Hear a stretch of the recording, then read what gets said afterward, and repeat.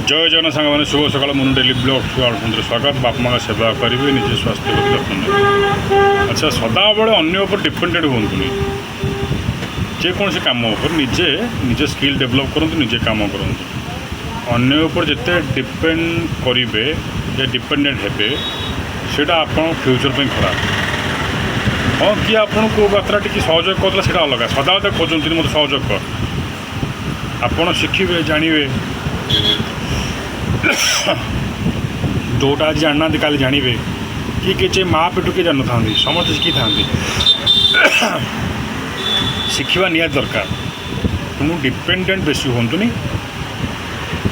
निज skill develop करूँ आोसी कम आप भल लगुच से कम आप आगे जाऊँ कारण आप बसी बसी समय हर समय काली भावे आज यदि मुझे समय कमटा करता बहुत किसी मोर प्रोग्रेस हो पारि था। तेणु जहाँ भल मन कर उचित मन कर विवेक जहाँ आपको कहे निज स्किल डेभलप कर कम कर।